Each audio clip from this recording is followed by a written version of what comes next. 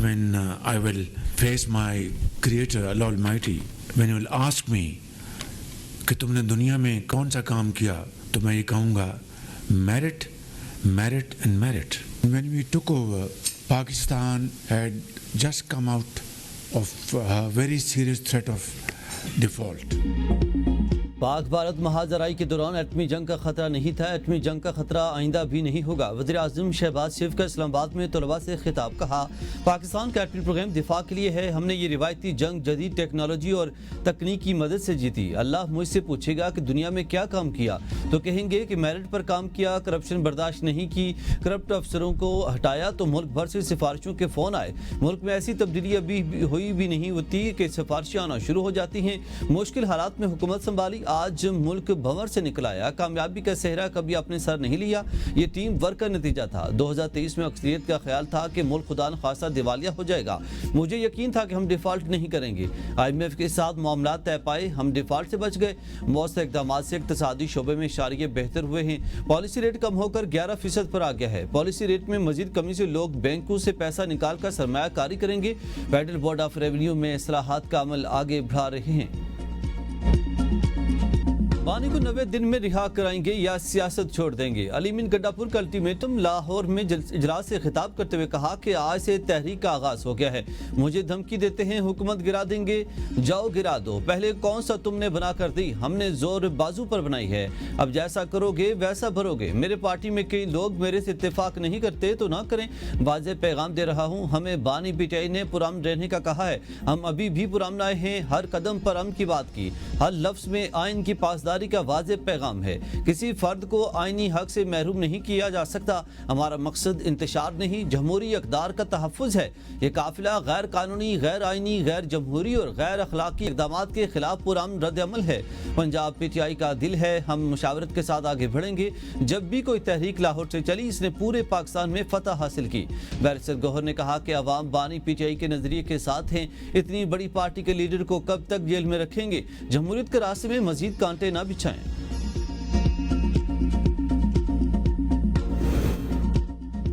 خیبر پختونخوا کسی سیاسی کشمکش کا متحمل نہیں ہو سکتا. تبدیلی آئے تو پی ٹی آئی کے اندر سے ہی آئے. مولانا فضل الرحمان کی پریس کانفرنس. کہا صوبے میں تبدیلی کے متعلق فیصلہ پارٹی کی مشاورت سے کریں گے. خیبر پختونخوا حکومت کی اکثریت جعلی ہے. سیاستدان جیل جاتا ہے لیکن تحریک صرف رہائی کے لیے نہیں ہوتی. سیاسی جماعتوں میں اختلافات ہوتے ہیں, ذاتی دشمنی نہیں. ہم سلح گروہوں کو تسلیم نہیں کریں گے. پی ٹی آئی اپنا رویہ تبدیل کرے تو بات ہو سکتی ہے. فاٹا کے لیے بغیر مشاورت بڑی ترمیم اور آئین میں اتنی بڑی تبدیلی کی گئی. آج اس ترمیم کو واپس کرنا ملکی مفاد میں ہے. فاٹا کا انضمام غلط فیصلہ تھا. سیاسی پارٹیوں کو تسلیم کرنا ہوگا. سندھ میں ڈاکوں کا راج ہے. 3 صوبے بے امنی کی لپیٹ میں ہیں. حکمران اپنی عیاشیوں میں مگن ہیں اور جیبیں بھر رہے ہیں. غریب عوام دہشت گردی سے متاثر ہیں.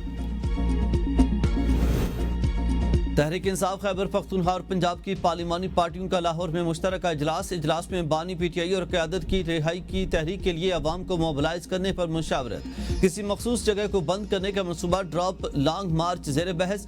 ٹکٹ ہولڈرز اپنے حلقے میں پرامن احتجاج کریں. حتمی فیصلہ بانی پی ٹی آئی کریں گے. اس تحریک میں اب پنجاب کی عوام پر فوکس کیا جائے گا. تحصیلوں میں ورکر کنونشن اور گلیوں میں کارنر میٹنگ منعقد کرائی جائیں گی. M P A M N A اپنے حلقوں میں عوام کو موبلائز کریں گے. ذرائع نے مزید بتایا کہ بانی پی ٹی آئی کی رہائی کے پچھلے احتجاجوں کا آغاز اسلام آباد کے پی سے ہوا, جس کے باعث پنجاب کی کارکردگی کچھ خاص نہ رہی. اس تحریک کا آغاز پنجاب خصوصاً لاہور سے شروع کیا جائے گا. علی امین گنڈاپور کل باقاعدہ تحریک کے لاحمل کا اعلان پریس کانفرنس میں کریں گے.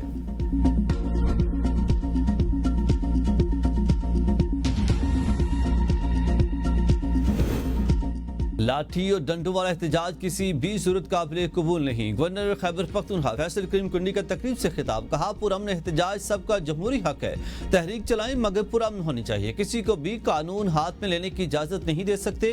کوئی قانون کے مطابق نہیں چلے گا تو گرفتار ہوگا. تحریکوں سے بانی پی ٹی آئی کو رہا ہونا ہوتا تو وہ کب کے رہا ہو چکے ہوتے. بانی پی ٹی آئی کے بیٹوں کو پاکستان کی سرزمین پر خوش آمدید کہتا ہوں, اور پرامن احتجاج کریں گے تو ہم بانی پی ٹی آئی کے بیٹوں کو ویلکم کریں گے. قاسم و سلیمان کی پاکستان آمد 5 اگست سے قبل متوقع ہے۔ پی ٹی آئی رہنما رؤف حسن کا انکشاف۔ اے بی این نیوز کے پروگرام بدلوں میں گفتگو کرتے ہوئے کہا کہ تحریک کا آغاز ہو چکا۔ آج پریس کانفرنس کے ذریعے باضابطہ اعلان ہوگا کہ صرف کے پی کی تحریک نہیں، پورے ملک کے نمائندے شامل ہیں۔ P S F, M P As اور نیشنل سطح کے رہنما تحریک کا حصہ ہیں۔ آئین، قانون اور جمہوریت کی بحالی کی تحریک کا نقطہ عروج 5 اگست کو ہوگا۔ ہر گاؤں، شہر اور قصبے میں لیڈر کی حمایت میں عوام نکلیں گے۔ ایونٹس کا اعلان ایڈوانس میں نہیں کریں گے۔ حکومتی رکاوٹوں کا خدشہ ہے کہ پی حکومت مستحکم ہے، کوئی اندرونی اختلاف یا تقسیم نہیں۔ سیاست میں فرشتے ووٹ ڈالیں گے تو آئین و جمہوریت تباہ ہو جائے گی۔ علیمہ بی بی کا پارٹی میں کوئی کردار یا پوزیشن نہیں، ٹرمپ سے متوقع ملاقات کا علم نہیں۔ 190 ملین پاؤنڈ کیس میں شہزاد اکبر کا کرپشن میں مرکزی کردار ثابت۔ غیر قانونی اسکیم کا ماسٹر مائنڈ بن کر پاکستان کو مالی نقصان پہنچایا۔ 6 نومبر 2019 کو رازداری معاہدے پر دستخط کیے۔ 190 ملین پاؤنڈ کی رقم بحریہ ٹاؤن کراچی کے ذمہ داری اکاؤنٹ سے registrar supreme court of Pakistan کے نام نامزد اکاؤنٹ میں منتقل کی گئی۔ مخصوص اکاؤنٹ کو اسٹیٹ بینک کا اکاؤنٹ ظاہر کر کے رجسٹرار سپریم کورٹ کے نام کر دیا۔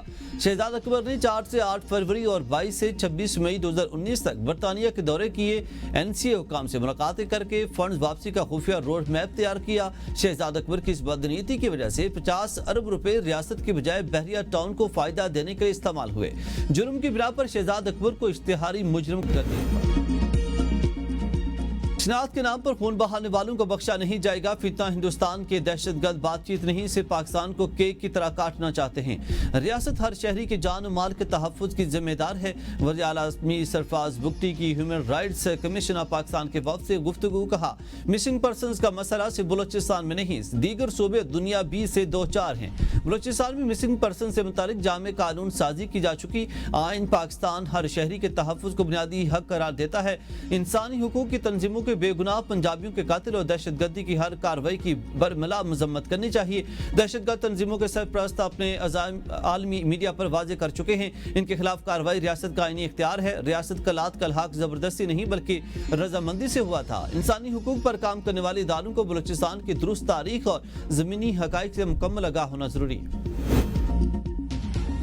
چیف جسٹس پاکستان جسٹس یکشا افریدی کی زیر صدارت سپریم جوڈیشل کونسل کا اجلاس۔ اعلامیہ کے مطابق 19 شکایات کو متفقہ طور پر خارج جبکہ 5 شکایات کو مؤخر کر دیا گیا۔ آرٹیکل 209 کے تحت دائر 24 شکایات کا جائزہ لیا گیا۔ انکوائری کے طریقہ کار پر مزید مشاورت کی جائے گی۔ ضابطۂ اخلاق میں ترامیم پر مزید قانونی غور کا فیصلہ۔ Supreme judicial council service rules 2025 کا مسودہ منظور۔ اجلاس میں justice Mansoor Ali Shah, justice Munib Akhtar. Punjab assembly میں اپوزیشن کے معطل ارکان کے خلاف ریفرنس۔ حکومت اور اپوزیشن کی مذاکراتی کمیٹیاں تشکیل۔ حکومتی کمیٹی میں مجتبیٰ شجاع، سلیمان رفیق، رانا ارشد، سمیع اللہ، احمد اقبال، علی حیدر گیلانی، شافی حسین اور شعیب صدیقی شامل ہیں۔ اپوزیشن کی جانب سے اپوزیشن لیڈر احمد بچر مذاکراتی ٹیم کی قیادت کریں گے۔ اپوزیشن اور حکومتی اتحاد کی مذاکراتی کمیٹی کا دوسرا سیشن آج ہوگا۔ مذاکرات کامیاب ہونے پر اسپیکر معطل ارکان کے خلاف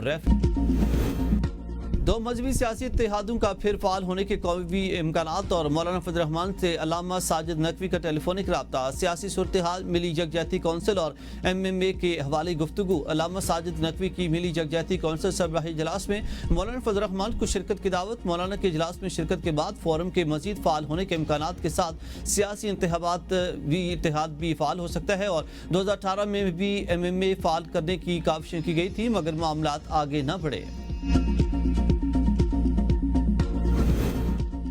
سندھ توانائی کا ہب ہے، سندھ کی ترقی پورے ملک کی ترقی ہے۔ صدر آصف زرداری کی سندھ کے وزیر توانائی، منصوبہ بندی اور ترقیات ناصر حسین شاہ کی ملاقات میں گفتگو۔ کہا سندھ کے توانائی مسائل فوری طور پر حل کیے جائیں گے۔ ناصر شاہ نے صدر پاکستان کو بریفنگ میں بتایا کہ بجلی کمپنیوں میں سندھ کی نمائندگی نہ ہونے کی وجہ سے مسائل پیدا ہو رہے ہیں کہ الیکٹرک میں صوبائی حکومت کی نمائندگی کو یقینی بنایا جائے۔ Sindh electric power regulatory authority کے قائم کی جائے اور اپنی بجلی اپنے ٹیرف سے عوام کو مہنگی بجلی سے نجات